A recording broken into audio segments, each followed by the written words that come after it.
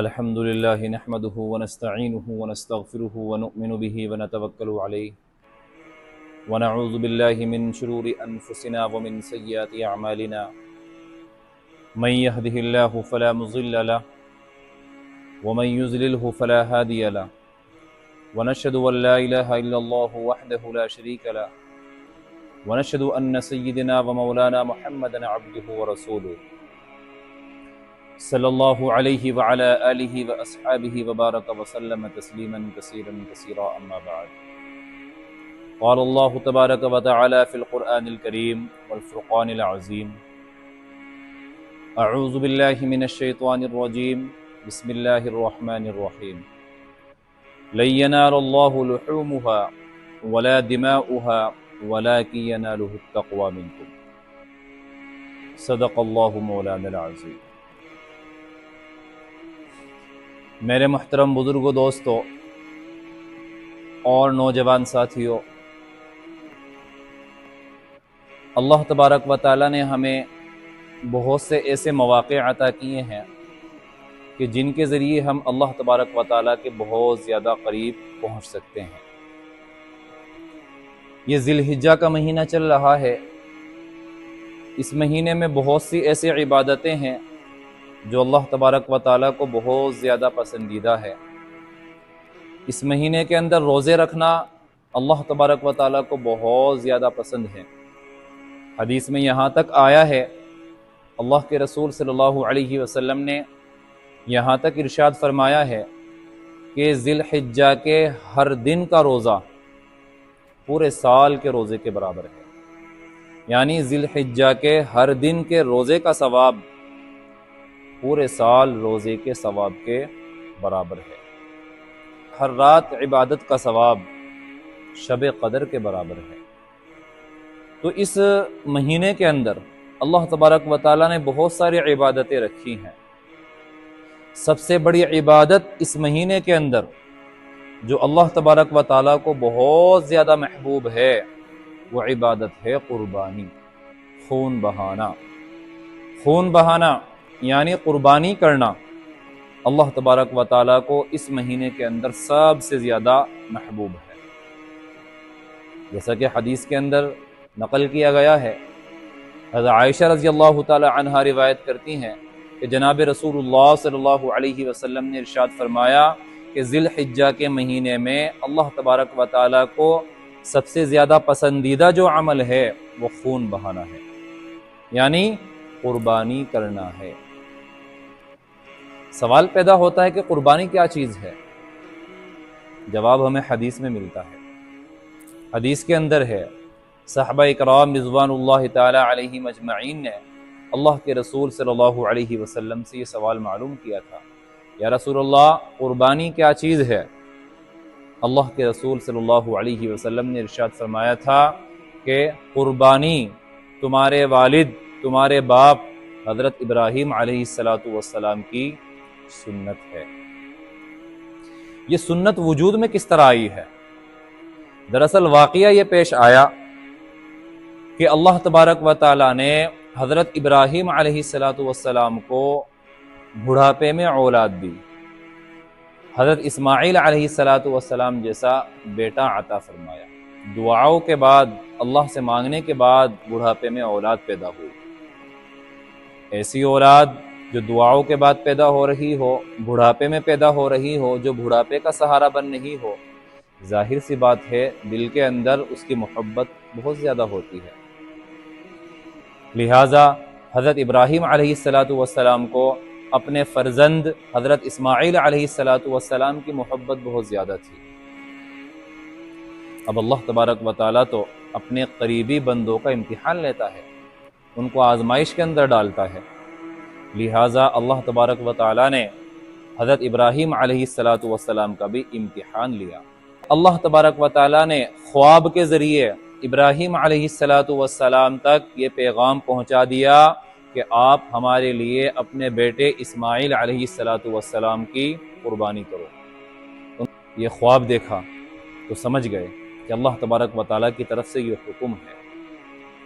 ہمیں غور کرنا چاہیے، ایک 95 یا 96 سال کا بوڑھا اس کو حکم دیا جا رہا ہے کہ تم اپنے بیٹے کو ذبح کر دو۔ ایک ایسا بیٹا جو بڑھاپے کا سہارا بننے والا ہے، اس کے بارے میں کہا جا رہا ہے کہ تمہیں اس کو ذبح کرنا ہے۔ اگر کوئی غیر بچہ بھی ہو، اس پہ بھی انسان کو ترس آتا ہے، اس پہ بھی انسان کو رحم آتا ہے، لیکن یہاں تو جان کا ٹکڑا تھا، یاؤ کے ذریعے اللہ سے حاصل کیا تھا۔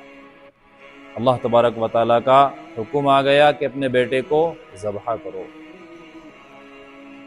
حضرت ابراہیم علیہ السلام اپنے بیٹے کے پاس آتے ہیں اور آ کر کہتے ہیں انی ارا فی المنام انی اذبحک فانظر ماذا تری۔ بیٹے، آپ کو ذبح کرنے کا حکم آ گیا ہے، میں خواب میں دیکھ رہا ہوں، اللہ کی طرف سے حکم آ گیا ہے، پیغام پہنچ گیا ہے کہ میں تم کو ذبح کر دوں۔ دوسری جانب بیٹا جو تھا وہ کوئی عام انسان نہیں تھا، وہ نبی بننے والا تھا۔ بیٹا وہ تھا جس کی اولاد میں وہ ذات آنے والی تھی دنیا کے اندر، جس کے صدقے میں یہ پوری کائنات کو پیدا کیا گیا ہے۔ اسماعیل علیہ السلام کے اولاد میں محمد رسول اللہ صلی اللہ علیہ وسلم پیدا ہونے والے تھے۔ تو اسماعیل علیہ السلام کوئی عام نبی نہیں تھے، عام انسان نہیں تھے۔ اب حضرت ابراہیم علیہ السلام نے اپنے بیٹے سے کہا انی ارا فی المنام انی اذبحک فانظر ماذا تری، آپ کو ذبح کرنے کا حکم ہے، ماذا تری، آپ کا کیا خیال ہے؟ حضرت ابراہیم علیہ السلام نے ڈائریکٹ یہ نہیں کہا کہ اللہ کا حکم ہے چلیے پورا کرتے ہیں، بلکہ ماذا تری، آپ کا کیا خیال ہے؟ اس سے معلوم ہوتا ہے ابراہیم علیہ السلام اپنے فرزند کا، اپنے بیٹے کا امتحان لے رہے ہیں، تو دیکھتے ہیں میرا بیٹا کیا کہتا ہے۔ حضرت اسماعیل علیہ السلام نے جو جواب دیا ہے وہ تاریخی جواب ہے۔ قرآن نے جن الفاظ میں ان کو اس جواب کو پیش کیا ہے وہ بہت گہرے الفاظ ہیں۔ فرمایا یا ابت فعل ما تؤمر ستجدنی انشاء اللہ من الصابرین۔ اسماعیل علیہ السلام نے دو لفظوں کے اندر پیپر بھی دے دیا، رزلٹ بھی ان دو الفاظ کے ذریعے سامنے آ گیا۔ فرمایا یا ابت فعل ما تؤمر، اے ابا جان آپ کو جس چیز کا حکم دیا گیا ہے آپ وہ کر گزریے۔ ابراہیم علیہ السلام نے فرمایا آپ کو معلوم ہے میں آپ کو کیا کہہ رہا ہوں؟ فرمایا اے ابا میں جانتا ہوں، ستجدنی انشاءاللہ من الصابرین، آپ مجھے صبر کرنے والا پاؤ گے۔ دنیا سے چلا جاؤں گا، دنیا کے عوض جنت عطا ہوگی، اور آپ کے بدلے مجھے اللہ تبارک و تعالی حاصل ہوگا۔ تو یہ سودا تو ایک اعلیٰ درجے کا ہے، ستجدنی انشاءاللہ من الصابرین، اے ابا جان آپ مجھے صبر کرنے والوں میں پاؤ گے۔ اب اسماعیل علیہ السلام کو اپنی والدہ یاد آ جاتی ہے کہ ابا جان میری والدہ میرے بغیر نہیں رہ پائیں گی، والدہ یاد آ جاتی ہے۔ فرمایا اے ابا جان یہ لیجیے، یہ میرا کرتا ہے، یہ والدہ کو لے جا کر دے دیجیے، جب ان کو میری یاد آئے تو وہ میرا کرتا دیکھ لے، ان کو سکون مل جائے گا۔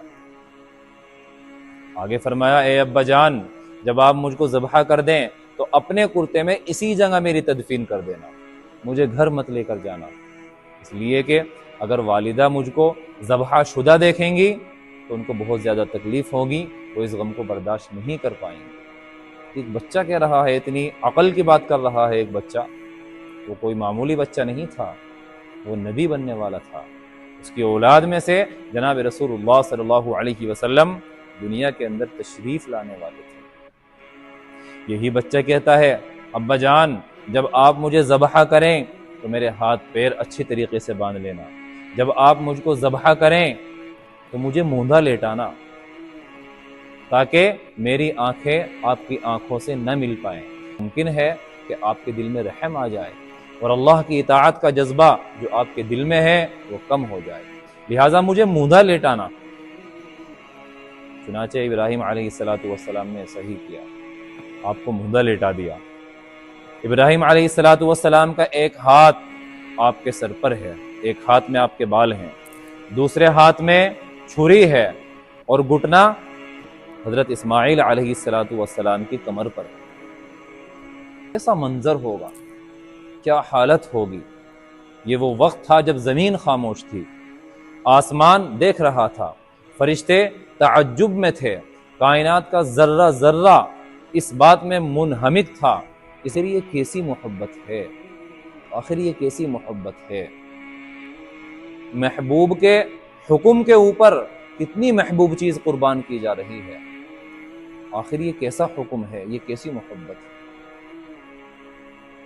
ابراہیم علیہ السلام آسمان کی طرف نظر اٹھاتے ہیں اور کہتے ہیں، اے اللہ آپ مجھ سے ناراض ہو گئے تھے، اے اللہ آپ مجھ سے خفا تھے کہ میرے دل کے اندر اسماعیل کی محبت زیادہ ہے، میرے دل کے اندر آپ کی محبت سے اسماعیل کی محبت زیادہ ہے، آپ مجھ سے خفا ہو گئے تھے، اے اللہ دیکھیے گا میرے دل میں صرف آپ ہی آپ ہیں۔ ابراہیم علیہ السلام نے چھری چلانی شروع کی۔ ایک بار چھری چلائی، چھری نہیں چلی، دوسری بار چھری چلائی، چھری نہیں چلی، تیسری بار چھری چلائی، چھری نہیں چلی۔ اس لیے نہیں چلی کیونکہ خالق کائنات عرش کے مالک کا حکم آ گیا تھا، اے چھری چلنا نہیں ہے۔ تو چھری کیسے چل جاتی؟ جب ابراہیم علیہ السلام کو آگ میں ڈالا گیا تو خالق کائنات کا وہاں بھی حکم آیا، اے آگ ابراہیم کو جلانا نہیں ہے۔ جب یونس علیہ السلام مچھلی کے پیٹ میں چلے گئے، وہاں بھی موت کو اللہ تبارک و تعالیٰ کا حکم آیا، یونس کے پاس نہیں جانا ہے، یونس کو موت نہیں آنی ہے۔ یہاں بھی اللہ کا حکم تھا، اے چھری چلنا نہیں ہے، نہیں چلنا۔ آخر اللہ تبارک و تعالیٰ کو ذبح تھوڑی نہ کرانا تھا، اللہ تبارک و تعالیٰ کا مقصد تو ایمان کا جائزہ لینا تھا، اللہ کا مقصد تو بندگی کا جائزہ لینا تھا، اللہ کا مقصد یہ تھا، اللہ کو دیکھنا تھا کہ تقوی کس معیار کا ہے، اللہ کو دیکھنا تھا اخلاص کس معیار کا ہے۔ یہی ہے ایمان، یہی ہے بندگی، یہی ہے اخلاص، یہی ہے تقوی، یہی ہے وہ قربانی کی روح جو اللہ تبارک و تعالیٰ تک پہنچتی ہے۔ لن ينال الله لحومها ولا دماؤها ولكن يناله التقوى منكم۔ اللہ کے یہاں نہ ہماری قربانی کا گوشت پہنچتا ہے، اللہ کے یہاں نہ ہماری قربانی کا خون پہنچتا ہے، کوئی چیز اللہ کے یہاں نہیں پہنچتی۔ اگر اللہ کے یہاں کوئی چیز پہنچتی ہے تو وہ ہمارا اخلاص پہنچتا ہے، ہمارا تقوی پہنچتا ہے، ہماری صاف نیت پہنچتی ہے اگر کوئی چیز پہنچتی ہے۔ چنانچہ اللہ تبارک و تعالیٰ نے جب دیکھا میرا بندہ بڑے جذبے میں ہے، چھری نہیں چل رہی ہے، چوتھی بار کوشش کرتے ہیں، چھری کو ایک پتھر کے پاس لے کر جاتے ہیں، پتھر پر اس کی دھاڑ لگاتے ہیں، چوتھی بار کوشش کرتے ہیں، اللہ تبارک و تعالیٰ کی رحمت کو جوش آتا ہے، اللہ تبارک و تعالیٰ جبرائیل علیہ السلام کو بھیجتے ہیں، اے جبرائیل جاؤ میرے بندے کے پاس جاؤ، میرے خلیل کے پاس جاؤ، میرا خلیل بہت زیادہ جذبے میں ہے، میرا خلیل جلال میں ہے، جاؤ اسے خوشخبری دو۔ جبرائیل آتے ہیں اور فرماتے ہیں قد صدقت الرؤیا، آپ نے اپنا خواب مکمل کر دیا ہے، آپ امتحان میں پاس ہو گئے ہو، آپ کے اچھے نمبر آ گئے ہیں۔ وَفَدَيْنَاهُ بِذِبْحٍ عَظِيمٍ، قرآن کہہ رہا ہے اس ابراہیم علیہ السلام کو اللہ تبارک و تعالیٰ نے ایک بڑا ذبیحہ عطا کیا، بڑا جانور عطا کیا، اور پھر انہوں نے اس کی قربانی کی۔ یہ ہے ابراہیم علیہ السلام کی سنت جو یہاں سے شروع ہوئی ہے۔ اللہ تبارک و تعالیٰ کو یہ سنت اتنی زیادہ پسند آئی ہے، اتنی زیادہ پسند آئی ہے کہ اللہ نے فیصلہ کر لیا کہ اب یہ سنت ہمیشہ ہمیشہ زندہ رہے گی، ہمیشہ ہمیشہ اس سنت کو زندہ کر دیا۔ مسلمانوں کو حکم دے دیا کہ اب تمہیں اس سنت کو زندہ رکھنا ہے اور ہر سال تمہیں قربانی کرنی ہے۔ تو ابن ماجہ، ترمذی وغیرہ کی یہ حدیث ہے، حضرت زید ابن ارقم رضی اللہ تعالی عنہ بیان کرتے ہیں، رسول اللہ صلی اللہ علیہ وسلم سے صحابہ نے عرض کیا، یا رسول اللہ قربانی کیا چیز ہے؟ اللہ کے رسول صلی اللہ علیہ وسلم نے ارشاد فرمایا، تمہارے باپ تمہارے والد ابراہیم کی یہ سنت ہے۔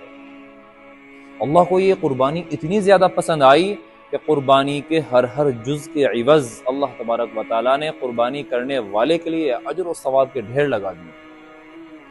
حضرت عائشہ رضی اللہ تعالی عنہا کی روایت ہے، وہ فرماتی ہیں اللہ کے رسول صلی اللہ علیہ وسلم نے ارشاد فرمایا کہ کل قیامت کے دن قربانی کا جانور اللہ تبارک و تعالیٰ کے سامنے آئے گا، اپنے سینگوں کے ساتھ سامنے آئے گا، اپنے بالوں کے ساتھ سامنے آئے گا، اپنی کھریوں کے ساتھ سامنے آئے گا۔ کیا مطلب ہے اس کا؟ اس کا مطلب یہی ہے کہ قربانی کرنے والے کو قربانی کے ہر جز کا ثواب دیا جائے گا، خواہ وہ سینگ ہو، خواہ وہ بال ہو، یا وہ کھریے ہو، تمام چیزوں کا ثواب ملنا ہے۔ بلکہ صحابہ نے تو اللہ کے رسول سے سوال کیا ہے، یا رسول اللہ، قربانی ابراہیم علیہ السلام کی سنت ہے، اس میں ہمارے لیے کیا چیز ہے؟ اللہ کے رسول صلی اللہ علیہ وسلم نے ارشاد فرمایا، ہر بال کے بدلے ایک نیکی ہے۔ صحابہ نے عرض کیا، یا رسول اللہ، اگر کھال اونی ہو؟ فرمایا، اگر کھال اونی ہو تب بھی ہر بال کے بدلے نیکی ہے۔ تو قربانی کتنی بڑی چیز ہے، ہمیں قربانی میں کبھی بھی سستی نہیں کرنی چاہیے۔